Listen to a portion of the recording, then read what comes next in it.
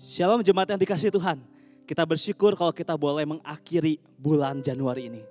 Gak kerasa 1 bulan Tuhan boleh memelihara kita. Dan mari kita sama-sama datang kepada Tuhan dalam ibadah hari ini.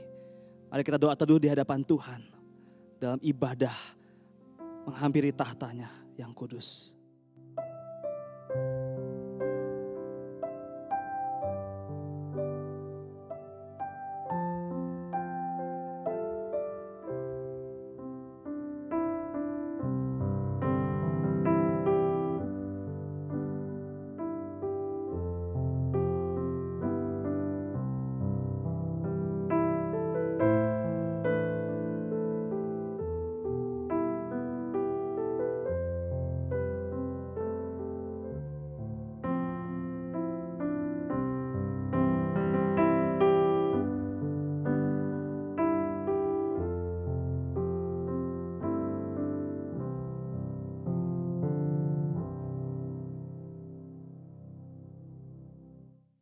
Mari sama-sama saya undang setiap kita boleh bangkit berdiri. Kita boleh mengakui bahwa pertolongan kita dalam ibadah ini datangnya daripada Tuhan, pencipta alam semesta dengan segala isinya. Dia yang memelihara seluruh ciptaannya dari dulu, sekarang, dan sampai selama-lamanya. Bagi kita sekalian turunlah damai sejahtera, anugerah di dalam Tuhan kita, Yesus Kristus dalam ibadah ini. Amin. Jemaat yang dikasihi Tuhan, nas panggilan beribadah kita hari ini terambil dari Yakobus pasal yang pertama ayat yang ke-17. Setiap pemberian yang baik dan setiap anugerah yang sempurna datangnya dari atas, diturunkan dari Bapa segala terang. Padanya tidak ada perubahan atau bayangan karena pertukaran. Mari kita sama-sama menyembah Tuhan kita Yesus Kristus. Mari kita datang kepada Tuhan, sumber berkat, yang memberikan kepada setiap kita anugerah demi anugerah, berkat demi berkat bagi setiap kita. Datang kepada Tuhan lewat pujian membawa setiap keberadaan kita.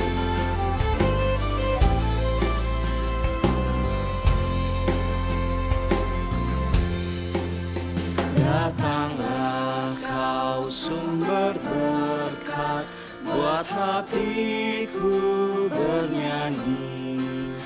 Kemurahan-Mu mengalir, memanggilku memuji.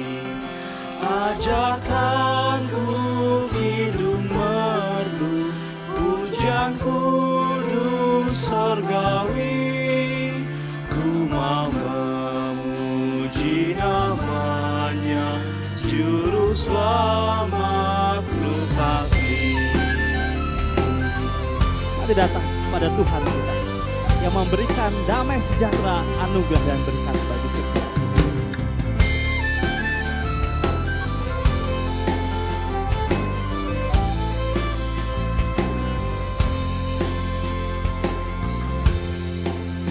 Kasih-Mu memberkatiku di sepanjang jalanku, dan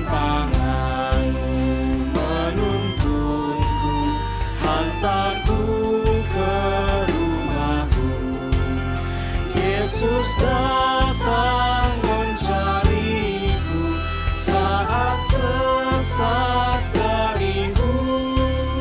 Dari bahyaku direnggut, darahnya menebusku. Datanglah Kau Raja, datanglah Raja.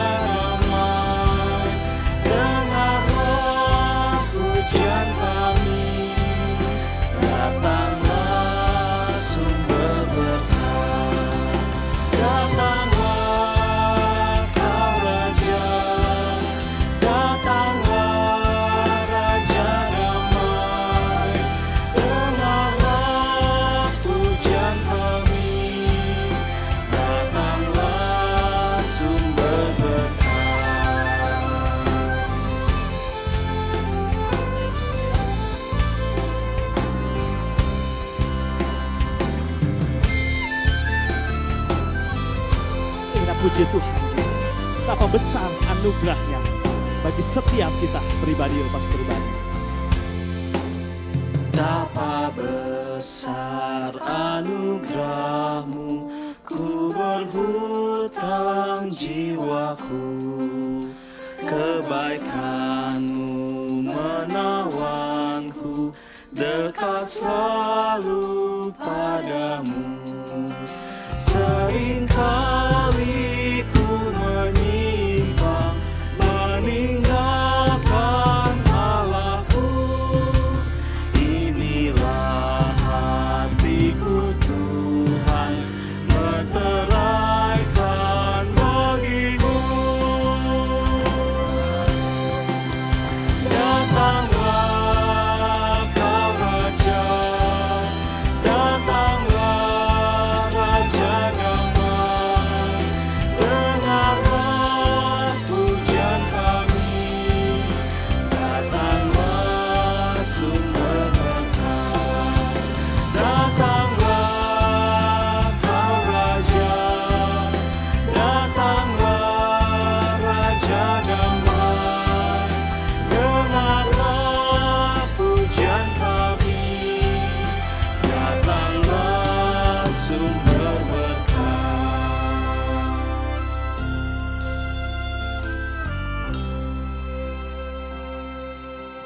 Tuhan, kami bersyukur punya Allah seperti Engkau. Allah yang begitu baik, Allah yang begitu luar biasa. Terima kasih tidak terasa 1 bulan kami boleh lewati di awal tahun 2022 ini Tuhan. Thank you. Terima kasih untuk setiap berkat anugerah yang boleh kami rasakan. Kalau kami boleh ada sampai hari ini. Karena kemurahan, karena berkat, karena tuntunan Tuhan. Kami boleh ada sampai hari ini sebagaimana ada kami. Terima kasih untuk setiap pemeliharaan Tuhan bagi setiap keluarga kami. Dalam setiap kesehatan, dalam setiap pekerjaan, dalam setiap studi. Dalam semua hal yang boleh Tuhan memelihara keluarga kami pribadi lepas pribadi. Kami datang hari ini di hadapan Tuhan. Tersungkur, malu dengan setiap pergumulan dosa yang berulang kali kami datang. Yang berulang kali kami lakukan.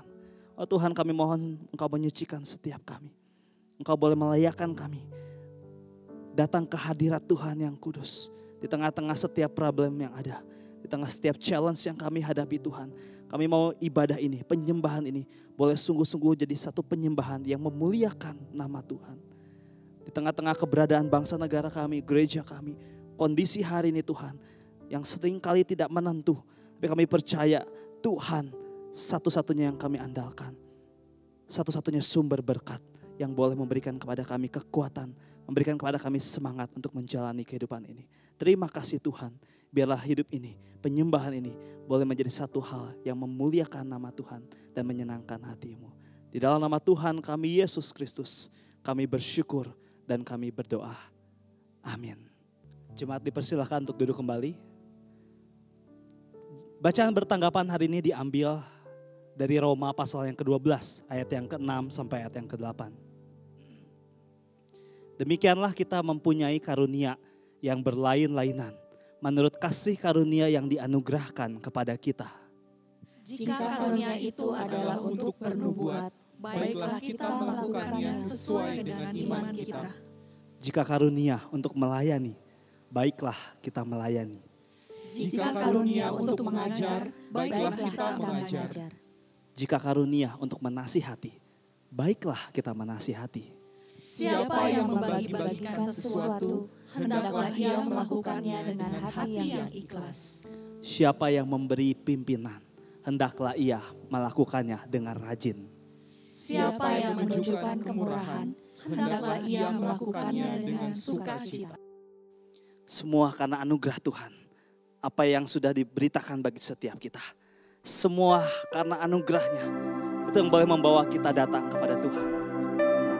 Dengan satu kesadaran, kita nggak mampu, kita nggak bisa.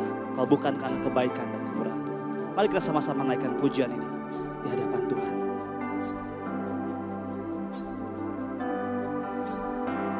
Bukan karena kebaikanku, bukan karena fasih lidahku, bukan karena kekayaanku,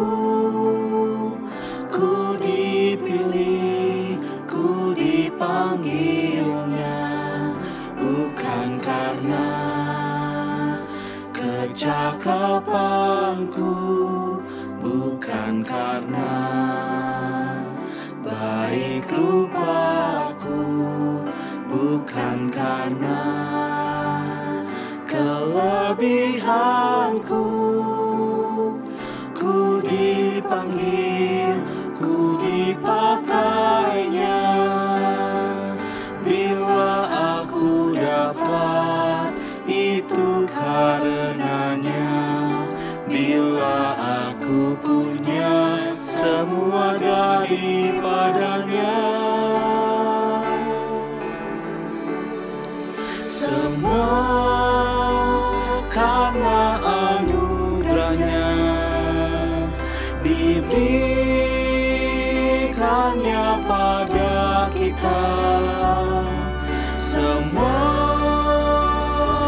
anugerahnya bagi kita, bila kita dipakainya. Semua karena anugerahnya, bukan karena kecakapanku, bukan karena baik rupaku, bukan karena kelebihanku. Ku dipanggil, ku dipakainya. Bila aku dapat, itu karenanya. Bila aku punya semua daripadanya. Semua karena anugerahnya, diberikannya pada kita. Semua anugerahnya bagi kita, bila kita dipakainya.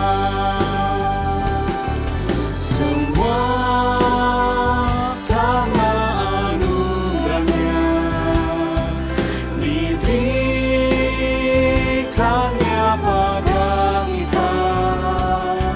Semua anugerahnya bagi kita, bila kita dipakainya.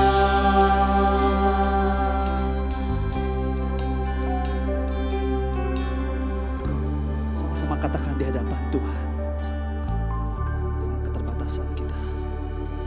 Semua karena anugerahnya, diberikannya pada kita. Semua anugerahnya bagi kita, bila kita dipakainya. Anugerahnya yang boleh membawa kita sampai hari ini. Dan kita bangkit berdiri bersama dengan seluruh orang percaya di berbagai tempat. Mari kita menyatakan pengakuan iman kita. Aku percaya kepada Allah, Bapa yang Maha Kuasa, Khalik langit dan bumi, dan kepada Yesus Kristus, anaknya yang tunggal Tuhan kita, yang dikandung dari Roh Kudus, lahir dari anak darah Maria, yang menderita sengsara di bawah pemerintahan Pontius Pilatus, disalibkan, mati dan dikuburkan, turun ke dalam kerajaan maut. Pada hari yang ketiga, bangkit pula dari antara orang mati, naik ke surga, duduk di sebelah kanan Allah, Bapa yang Maha Kuasa. Dan dari sana Ia akan datang untuk menghakimi orang yang hidup dan yang mati. Aku percaya kepada Roh Kudus, gereja yang kudus dan am, persekutuan orang kudus, pengampunan dosa, kebangkitan orang mati, dan hidup yang kekal. Amin. Jemaat dipersilakan untuk duduk kembali.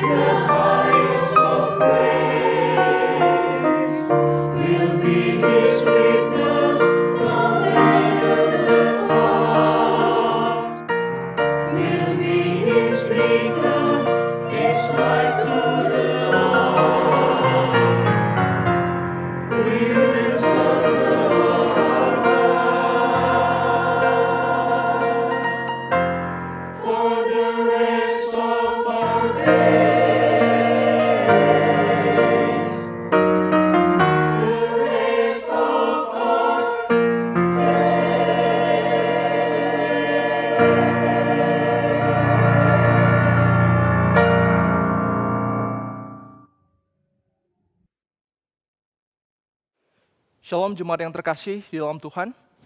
Hari ini kita akan kembali merenungkan firman Tuhan yang terambil di dalam Matius 25 ayatnya ke-14 sampai dengan 30. Perikop ini tentang perumpamaan tentang talenta. Mari kita membaca firman Tuhan bersama. Sebab hal kerajaan sorga sama seperti seseorang yang mau berpergian ke luar negeri, yang memanggil hamba-hambanya dan mempercayakan hartanya kepada mereka. Yang seorang diberikannya 5 talenta, yang seorang lagi 2, dan yang seorang lagi 1. Masing-masing menurut kesanggupannya, lalu ia berangkat. Segera pergilah hamba yang menerima 5 talenta itu. Ia menjalankan uang itu lalu beroleh laba 5 talenta. Hamba yang menerima 2 talenta itu pun berbuat demikian juga dan berlaba 2 talenta. Tetapi hamba yang menerima 1 talenta itu pergi dan menggali lubang di dalam tanah lalu menyembunyikan uang tuannya. Lama sesudah itu pulanglah tuan hamba-hamba itu lalu mengadakan perhitungan dengan mereka. Hamba yang menerima 5 talenta itu datang dan ia membawa laba 5 talenta, katanya. Tuan, 5 talenta Tuhan percayakan kepadaku. Lihat, aku telah beroleh laba 5 talenta. Maka kata tuannya itu kepadanya, baik sekali perbuatanmu itu, hai hambaku yang baik dan setia. Engkau telah setia dalam perkara kecil. Aku akan memberikan kepadamu tanggung jawab dalam perkara yang besar. Masuklah dan turutlah dalam kebahagiaan Tuanmu. Lalu datanglah hamba yang menerima 2 talenta itu, katanya, Tuhan, 2 talenta Tuhan percayakan kepadaku. Lihat, aku telah beroleh laba 2 talenta. Maka kata tuannya itu kepadanya, baik sekali perbuatanmu itu, hai hambaku yang baik dan setia. Engkau telah setia memikul tanggung jawab dalam perkara yang kecil. Aku akan memberikan kepadamu tanggung jawab dalam perkara yang besar. Masuklah dan turutlah dalam kebahagiaan Tuanmu.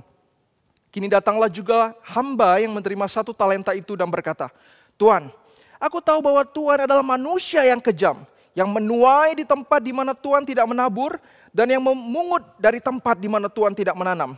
Karena itu aku takut dan pergi menyembunyikan talenta Tuhan itu di dalam tanah. Ini, terimalah kepunyaan Tuhan. Maka jawab tuannya itu, hai kamu, hamba yang jahat dan malas. Jadi kamu sudah tahu bahwa aku menuai di tempat di mana aku tidak menabur, dan memungut dari tempat di mana aku tidak menanam. Karena itu sudahlah seharusnya uangku itu kuberikan kepada orang yang menjalankan uang, supaya sekembaliku aku menerimanya serta dengan bunganya. Sebab itu ambillah talenta itu daripadanya, dan berikanlah kepada orang yang mempunyai 10 talenta itu. Karena setiap orang yang mempunyai, kepadanya akan diberi, sehingga ia berkelimpahan. Tetapi siapa yang tidak mempunyai, apapun juga yang ada padanya akan diambil daripadanya. Dan campakkanlah hamba yang tidak berguna itu ke dalam kegelapan yang paling gelap. Di sanalah akan terdapat ratap dan kertak gigi. Sampai sejauh ini pembacaan firman Tuhan, mari kita bersatu di dalam doa. Tuhan Allah Bapa yang bertata di atas kerajaan sorga, saat ini kami mau merenungkan firman-Mu. Urapi kami supaya kami bisa melihat keindahan firman-Mu, menghidupinya, dan kami juga bisa membagikan berita firman ini bagi setiap orang. Hanya di dalam nama Yesus kami berdoa dan mengucap syukur. Amin. Saudara yang terkasih di dalam Tuhan, apa definisi waktu? Waktu itu adalah hal yang fundamental, tetapi saat bersamaan waktu adalah kompleks, saudara. Itu sebab saudara, saya setuju dengan Bapak Gereja Agustinus yang berkata, jika tidak ada yang bertanya padaku soal waktu, saya tahu apa itu waktu. Namun jika saya diminta menjelaskan soal waktu, saya tidak tahu apapun soal waktu. Saudara, berkenan soal waktu, seorang filsuf Yahudi pernah katakan bahwa manusia transcend space, tetapi time transcend man. Artinya, manusia bisa menaklukkan ruang, tetapi waktulah yang menaklukkan manusia. Apa yang kita lakukan, saudara, bisa mempengaruhi ruang di dalam alam dan tatanan semesta, saudara. Tetapi tidak waktu. Tetapi waktulah yang justru mempengaruhi kita. Kita bertambah tua dari tahun ke tahun. Kita yang terbungkus di dalam jalinan waktu yang terus bergerak maju, tidak bergerak mundur. Yang membawa kita pada satu titik penghujung yang disebut dengan kematian. Itu yang menjadi takdir setiap kita, saudara. Bahkan jika kita pikir kembali lagi, saudara. Waktu yang bergerak maju itu tidak terasa bergerak dengan sangat cepat.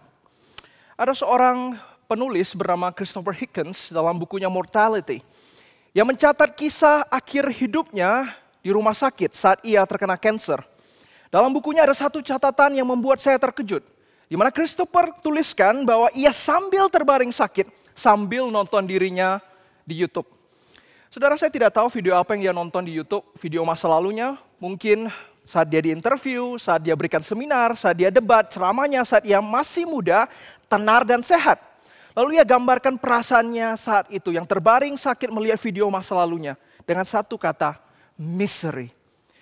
Saudara, itu ungkapan yang miris ketika kita melihat ke belakang, saudara. Saya tidak tahu apa yang ada di dalam benak Christopher saat melihat kehidupan yang kontras antara dulu dan sekarang. Mungkin campur aduk, saudara. Saudara, ketika saudara mencapai momen seperti Christopher misalnya, di mana kita sudah rasa tidak banyak waktu lagi dengan segala kontras yang kita lihat. Dahulu muda, sekarang tidak. Dahulu segar, sehat, tetapi sekarang tidak. Dahulu bisa kerjakan banyak hal, tetapi sekarang tidak. Dahulu terkenal, sekarang tidak. Saat momen itu tiba, saat saudara memandang ke belakang, apa yang saudara pikir? Apa yang saudara rasa ketika melihat video lama, foto lama, atau memori masa lalu? Saudara, apakah kita akan melihat ke belakang dengan penuh penyesalan, dan kita kemudian melampirkan pernyataan seperti yang dikatakan oleh Ivan Illich yang dicatat oleh Leo Tolstoy, di mana ia bertanya, what if my whole life been wrong? Bagaimana jika seluruh kehidupanku di masa lalu adalah kesalahan? Ataukah saudara ketika saudara memandang masa lalu, saudara bersyukur karena saudara melihat jejak penyertaan Tuhan dan saudara kemudian merasa bahwa saudara sudah melakukan yang terbaik dan tidak menyisakan atau menggunakan satu detik pun dengan sia-sia di dalam kehidupan saudara. Saudara, maka sebelum penyesalan itu terjadi, saudara, firman Tuhan dari Matius 25 ini tentang perumpamaan talenta akan menolong kita dan membuat kita bersiap hati sehingga kita tidak hidup dengan sia-sia, saudara. Sebenarnya kalau kita lihat perumpamaan ini, tema utama dan yang penting di dalam perumpamaan talenta ini adalah demikian, saudara. No time for waiting, be productive. Tidak ada waktu menunggu, jadilah produktif. Saudara, kita berada dalam dunia yang cepat, saudara. Kita bisa katakan kita berada di dalam dunia yang menekankan survival of the fastest. Sehingga tidak heran, saudara, kita terpacu dalam banyak hal, kerjakan segala sesuatu cepat. Dengan segera, mau tidak mau, saudara. Namun, saudara, bicara soal no time for waiting, be productive, itu bukan sekedar soal cepat, saudara. Tetapi juga tepat. Tepat itu sangat penting, saudara, sebab jika kita hidup hanya cepat, saudara akan menemukan di penghujung waktu, saudara akan burn out, saudara akan putar-putar tanpa arah, tidak karuan, saudara. Maka khususnya dari bagian firman Tuhan ini, kita akan melihat 3 hal yang firman Tuhan akan singkapkan. Bagaimana kita bersama menggunakan waktu kita sebaik mungkin. Bukan dengan sekedar segera dan cepat, tetapi juga tepat. Saudara, no time for waiting. Be productive, bukan sekedar cepat tetapi tepat. Prinsip pertama adalah we need to know our master. Perumpamaan Matius 25 ini mengandung dimensi eskatologis, saudara. Ini adalah pengajaran bahwa suatu saat Sang Tuhan atau Tuhan itu akan kembali meminta pertanggungjawaban atas setiap kita. Dan saat ia kembali akan tersingkap, saudara, siapa hamba yang sejati dan siapa hamba yang palsu. Dan perumpamaan ini kita tahu, saudara, bahwa tokoh pentingnya adalah sang master atau sang tuan yang memberikan talenta. Dan firman Tuhan mencatat di ayat ke-15 dikatakan bahwa sang tuan memberikan talenta masing-masing menurut kesanggupannya. Saudara, maka di sini jelas sekali bahwa Tuhan yang memberi itu adalah adil. Ia tidak memberikan segala sesuatu atau talenta itu tanpa pertimbangan, tanpa alasan yang jelas, saudara. Dan saudara lihat, terlepas daripada ada yang dapat 5, ada yang dapat 2 talenta, ada yang dapat 1. Itu adalah tentu bukan milik daripada hamba-hamba itu. Mereka mendapatkan itu dengan cuma-cuma. Dan tentu, saudara, talenta itu jumlahnya tidak kecil. Di masa itu, dalam konteks saat itu, 1 talenta itu sama seperti orang yang bekerja kurang lebih 20 tahun bekerja, saudara. Itu sebab, saudara, sebagai orang Kristen, ketika kita merenungkan hal ini, saudara, orang Kristen yang dewasa seharusnya tidak membanding-bandingkan talenta apa yang mereka miliki dengan orang lain, saudara. Mengapa? Karena Tuhan sudah beri Anda dan saya takaran yang terbaik, saudara.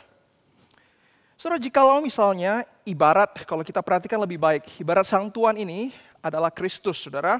Dan hamba-hamba itu adalah kita semua, dan talenta itu adalah segala yang baik. Suatu pemberian Tuhan kepada kita. Atau John Calvin katakan bahwa talenta itu ditafsirkan dalam pengertian natural ability atau bakat kita, saudara, maka tentu sewajarnya sebagai hamba, kita yang sudah mendapatkan talenta itu, kita harus mengelola talenta itu dengan ucapan syukur. Karena we know who is our master. Saudara, bagian firman Tuhan ini mengingatkan kita kembali bahwa kita adalah pekerja. Kita bekerja buat Tuhan yang tidak pernah sekalipun merugikan kita. Siapa kita, saudara? Kita adalah manusia yang dicipta dari debu dan tanah. Jikalau kita diberikan kesempatan untuk bekerja bagi Tuhan, itu adalah satu privilege, saudara. Tetapi sangat disayangkan, saudara, perhatikan bahwa hamba yang memiliki satu talenta, itu gagal paham.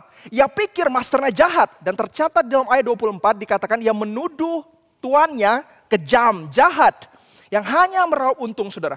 Tetapi jika saudara perhatikan lebih baik, sebenarnya, saudara, jikalau Tuhan itu tidak beri talenta, mereka tidak bisa berbuat apa-apa dan mereka tidak memiliki apa-apa. Ditambah lagi, jikalau saudara perhatikan di ayat 21 dan 23, bagi yang mengelola talenta yang Tuhan beri dengan cuma-cuma itu, mereka akan diberikan kebahagiaan yang besar oleh Sang Tuhan, saudara. Maka kita melihat kebaikan daripada Sang Tuhan ini, saudara. Tuhan tidak meminta yang 2 talenta menghasilkan 10 talenta seperti 5 talenta. Maka sebenarnya di sini kita melihat, saudara, bahwa poin utama dari perumpamaan tentang talenta ini bukan sekedar hasil sebesar-besarnya, tetapi kesetiaan yang sedalam-dalamnya, saudara. Takaran dunia sukses. Takaran Allah adalah faithfulness. Itu sebab Tuhan puji hamba yang sejati dengan perkataan di ayat 21 dan 23. Hai hambaku yang setia, bukan hambaku yang sukses. Saudara, mari dalam hidup kita merenungkan kembali. Kita koreksi diri kita bersama-sama. Jangan-jangan selama ini, saudara, pengenalan Tuhan kita salah, saudara. Kita mungkin telah pakai lensa dunia kita menafsir Allah. Allah seharusnya begini, Allah seharusnya begitu. Alhasil, saudara, kita lupa diri, kita tidak ingat bahwa kita adalah servant dan He is our master. Di dalam bukunya A Christian Theology of the Cross, Alan George menaikkan pertanyaan yang sangat penting sebagai berikut. What is our infinite obligation to God? Menarik, saudara, mengapa bicara soal obligasi di sini? Karena George sadar, saudara, bahwa Kristus adalah Sang Tuhan. Lalu, saudara, apa obligasi kita kepada Tuhan yang adalah master design itu? Dan George jawab, saudara, Anda dan saya harus memberikan Tuhan His full due. Segala yang sepatutnya menjadi miliknya. Saudara, yang menjadi miliknya tentu bicara tentang seluruh kepunyaan dan keberadaan kita sebagai manusia, saudara. Saudara, know our master menjadi hal yang penting dan hal yang mendasar dalam kehidupan kita dan kehidupan pelayanan kita. Terkadang, saudara, kita lupa merenungkan hal ini. Kita melakukan banyak hal dengan cepat, saudara.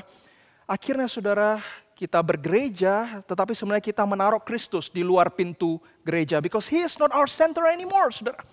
Jika, saudara, pengenalan kita salah, saudara, seluruh fondasi pelayanan kita kolaps, saudara. Sekalipun kita melayani dengan sigap, no time for waiting, be productive, tetapi tanpa basic pengenalan yang tidak benar, saudara. Saudara akan menemukan diri kita akan sama seperti seorang yang memiliki satu talenta.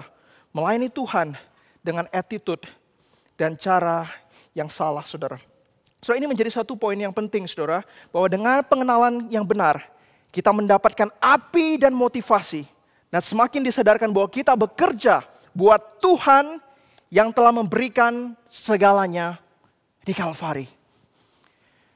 No time for waiting, be productive, bukan sekedar cepat tetapi tepat.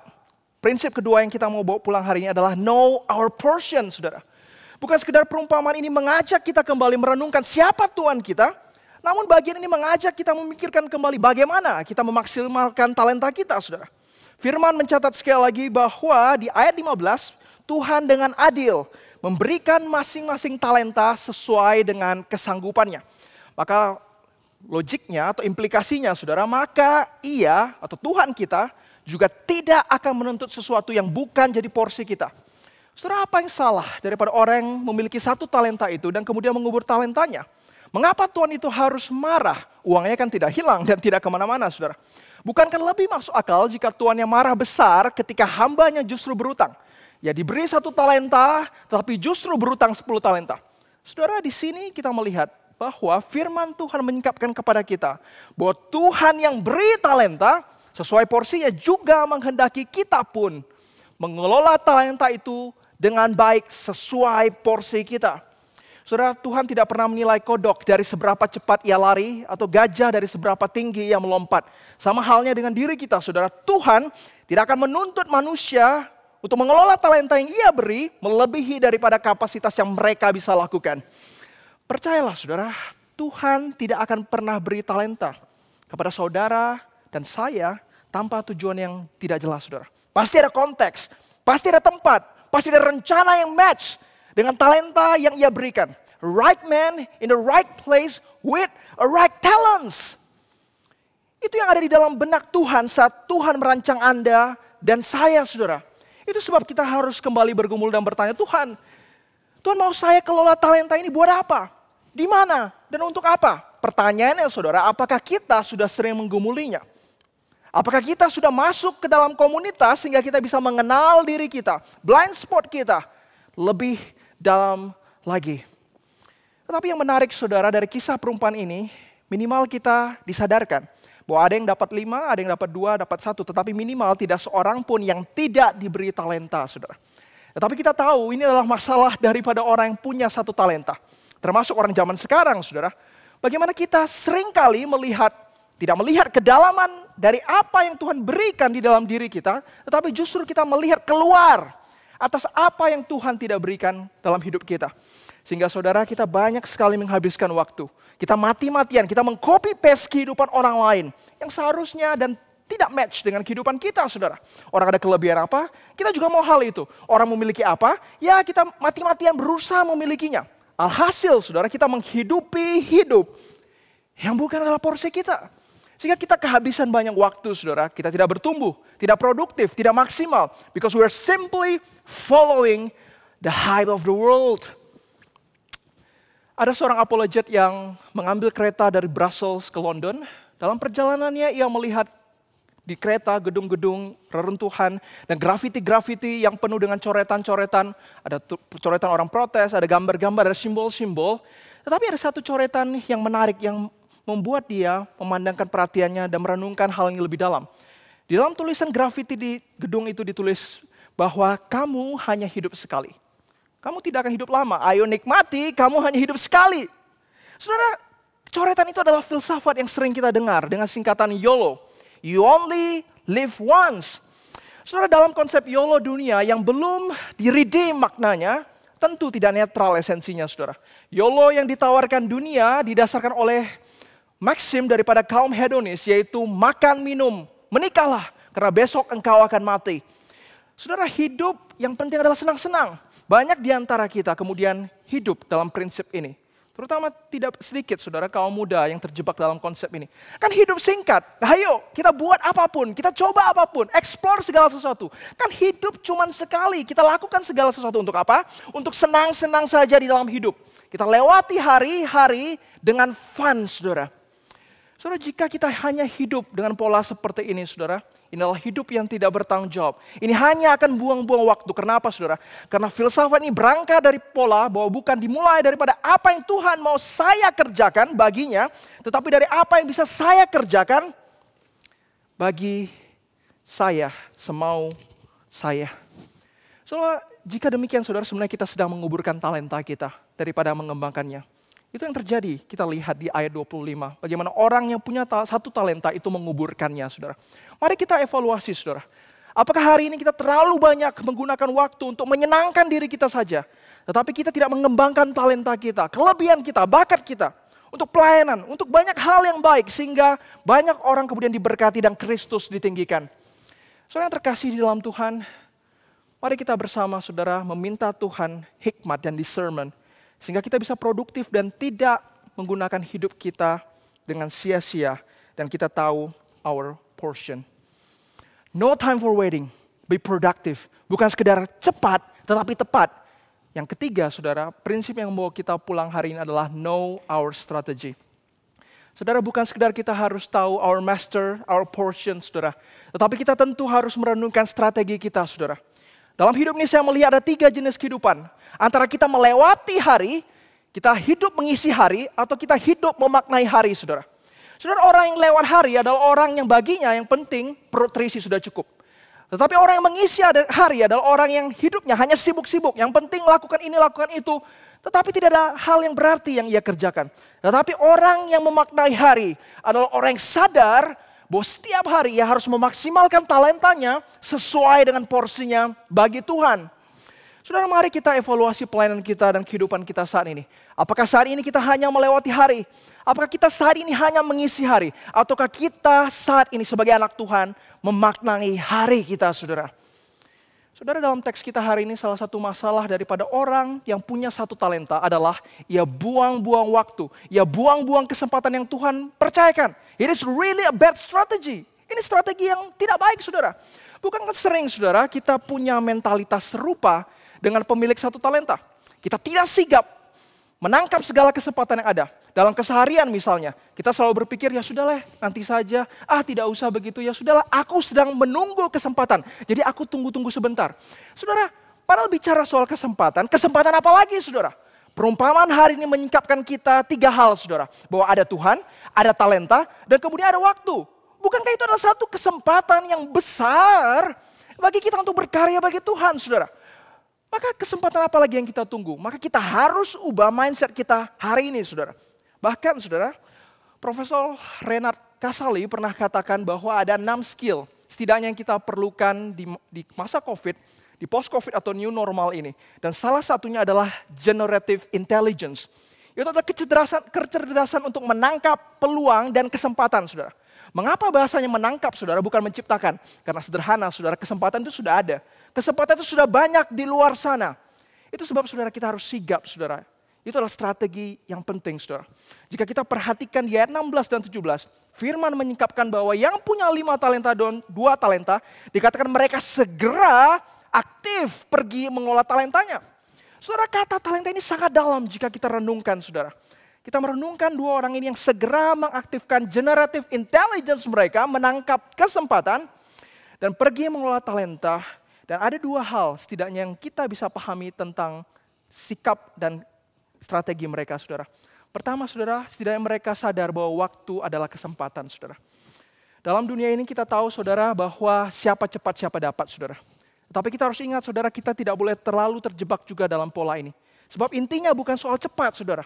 Tetapi saudara harus konsisten. Saudara tidak malas-malasan. Saudara tidak meremehkan hal-hal yang kecil yang bisa saudara lakukan, saudara.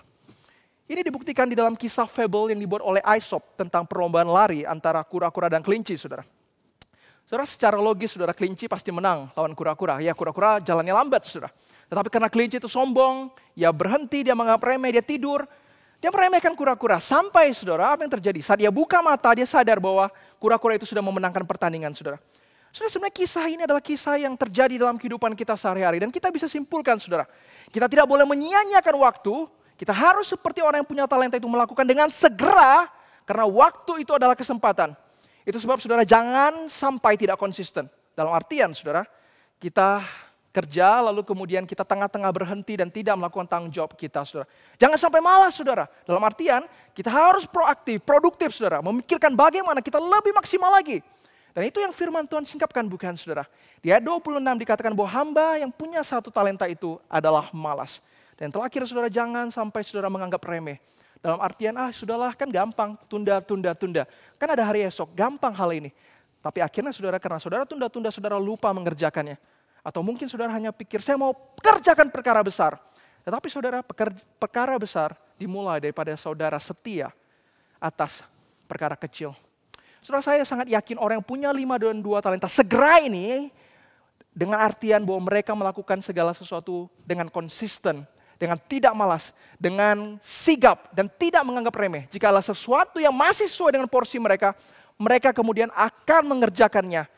Dan mereka akan melakukan yang terbaik bagi tuannya. Saudara, bukan hanya sekedar mereka sadar waktu adalah kesempatan. Kata segera ini menunjukkan bahwa mereka sadar bahwa waktu pun adalah pemberian. Saudara, kalau kita baca sekilas, kita akan tahu bahwa inti daripada perumpamaan ini adalah tentang talenta. Ya, bagaimana tidak, saudara, LI sendiri memberikan judul bahwa perumpamaan ini adalah tentang talenta. Tentu fokusnya adalah talenta. Ya, ada benarnya, saudara, tetapi fokus talenta bukan berarti hanya talenta, saudara. Sebab hal yang penting juga bahwa Tuhan beri waktu yang cukup bagi manusia untuk bisa mengelola talenta itu, saudara. Saudara, ini yang sering pembaca miss. Itu sebab ayat 19 katakan bahwa lama setelah itu tuannya pulang. Saudara, tidak tercatat saat Tuhan beri talenta itu, ya besoknya tuannya pulang. Tidak, saudara. Saya yakin orang yang punya 5 dan 2 talenta itu sadar bahwa Tuhan yang memberi itu, saudara, talenta itu juga adalah Tuhan yang memberikan waktu yang cukup untuk mereka mengelola talenta mereka. Mereka juga sadar bahwa Tuhan itu tidak menilai hasil saja, tetapi bagaimana seluruh proses memanfaatkan talenta yang mereka beri. Dari setiap detik waktu dan detak kesempatan yang cukup, yang juga adalah pemberian dari Tuhan. Saudara, Tuhan tidak sekedar menilai hasil, tetapi juga seluruh proses bagaimana kita memaknai hidup. Saudara, hamba yang baik adalah hamba yang menyadari bahwa selagi tuannya belum pulang, mereka mau menggunakan waktu sebaik mungkin.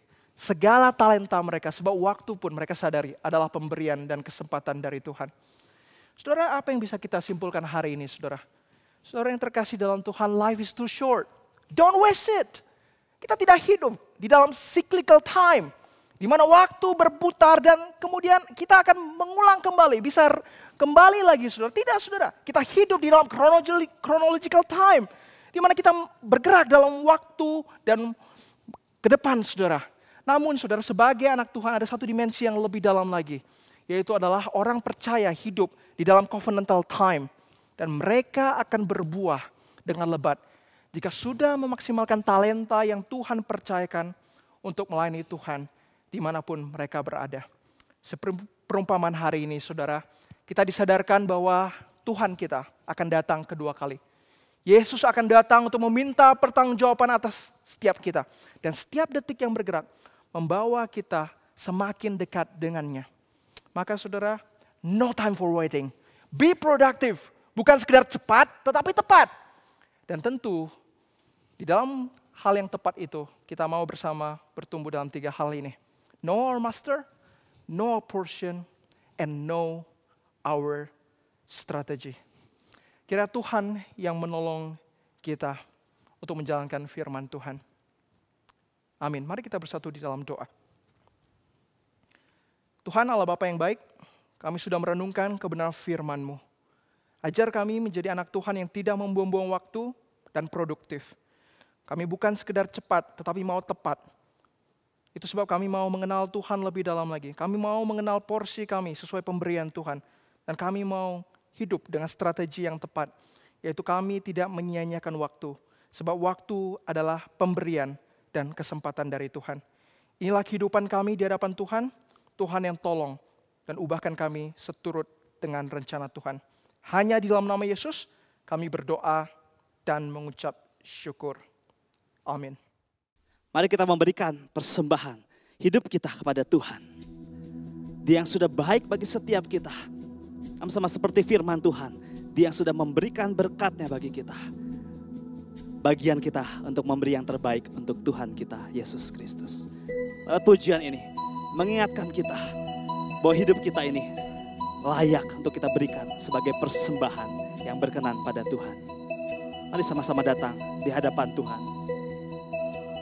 Ku persembahkan hidupku kepadamu Tuhan.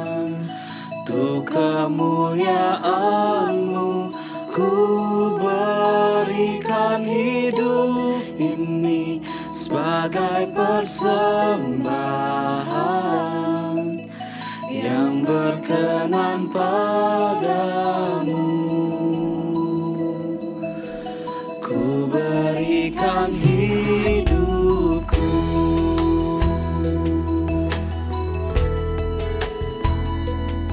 Bagi Kristus, semua yang kita punya, semua yang kita miliki, bagi kemuliaan nama Tuhan. Ini aku, semua milikku, ku serahkan padamu Tuhan. Penyesalan dan kebanggaan, suka dan duka, semua ku serahkan. Yang telah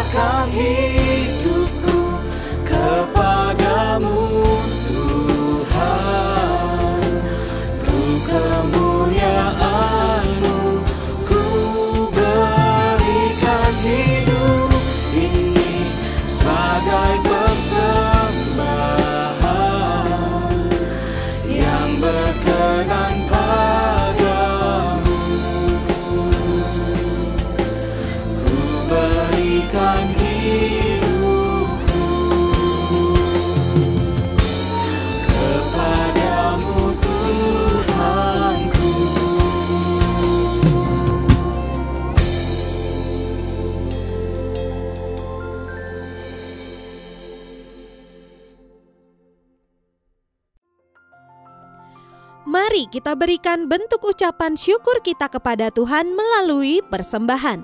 Saudara dapat memberikan persembahan melalui scan QR Code yang tertera pada layar Anda.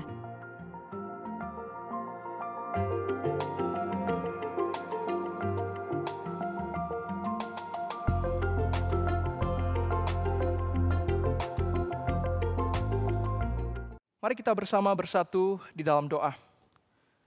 Tuhan, inilah seluruh hidup dan keberadaan kami berikan kepada Tuhan. Dan juga persembahan ini kami berikan yang terbaik bagi Tuhan. Yang terbaik dan telah memberikan yang terbaik bagi kami.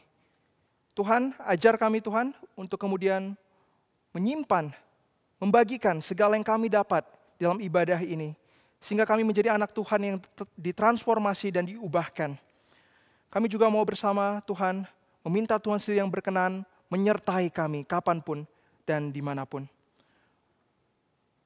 Kiranya terang sinar kemuliaan daripada Allah Bapa, kasih yang tak berhingga daripada Yesus Kristus, pertolongan, penyertaan, dan kuasa daripada Allah Roh Kudus, menyertai kami sekalian dari saat ini sampai kami bertemu dengan Kristus yang kedua kali.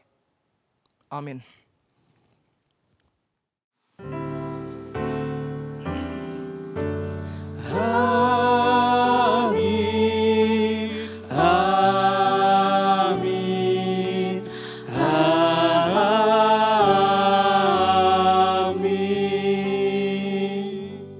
Silakan duduk jemaat yang dikasihi Tuhan, silakan mengambil doa teduh. Ibadah selesai dan Tuhan Yesus memberkati setiap kita.